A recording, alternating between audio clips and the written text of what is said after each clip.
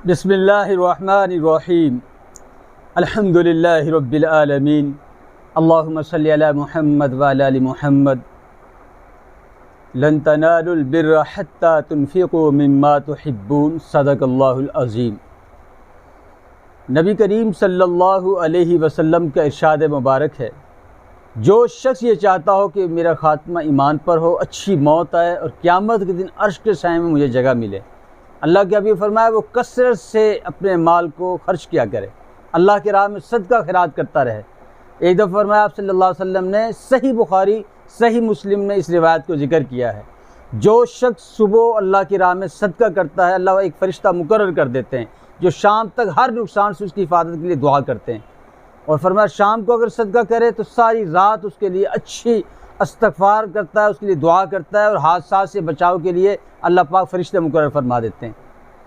ایک واقعہ میری نظر میں گزرا، عجیب واقعہ ہے، اور اخباروں میں پڑھا اور یہ واقعہ بڑا مشہور و معروف ہوا۔ پوری دنیا سے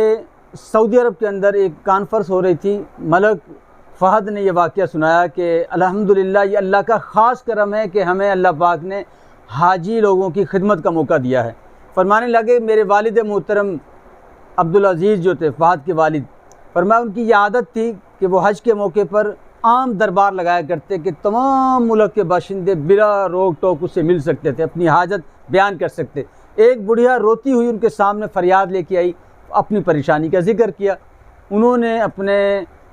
ملازم کو کہا کہ اس کو اتنا جتنا مانگا اس سے 3 گنا کر کے، یعنی بھر بھر کے اس کو عطا فرماؤ، دو اسے بھر بھر کے۔ خیر جب اس بڑھیا کے جب دیکھا بہت سا مال و اسباب ملا تو آسمان کی طرف دیکھا اور آنسو نکلنے لگے، روتے ہوئے اس نے یہ دعا دی، فرمایا اللہ تجھے زمین کے خزانے تجھ پر کھول دے۔ تو یہ واقعہ لکھا ہے کہ اس وقت پیٹرول نہیں نکلا تھا، اور 3 دفعہ نہیں بار بار آسمان کو دیکھتی اور روتے ہوئے جملہ کہتی کہ اللہ پاک اپنے زمین کے خزانے تجھ پر کھول دے۔ اس کے بعد پیٹرول اور یہ ساری کے ساری پورا ملک ان کا خوشحال ہو گیا، اور دنیا میں سب سے زیادہ ترقی یافتہ ممالک تیل کے حساب سے سعودی عرب ہے۔ تو میرے مسلمان بھائی جو تاجر ہیں بڑے بڑے، پوری دنیا میں مسلمانوں کو یہ اس واقعے کو سامنے رکھیں۔ اللہ کے حبیب نے قسم اٹھا کے کہا کہ اللہ کے راہ میں دینے سے مال کبھی کم نہیں ہوگا۔ آپ اندازہ کریں، بے شمار ہم بڑے بڑے تاجروں کے حالات واقعات پڑھتے ہیں کہ ہمارے پاکستان میں بہت سے ایسے تاجر ہیں جو دونوں ہاتھوں سے اللہ کی راہ میں خرچ کرتے ہیں، ان کا مال کبھی ختم نہیں ہوتا۔ آج اس وقت ہمارے سامنے اپنے سیلاب زدگان جو بستی کے بستی جن کی جو ختم ہو چکی ہیں، وہ لوگ ہماری امداد کے منتظر ہیں۔ ہمیں چاہیے کہ اپنے مال میں سے ہر مسلمان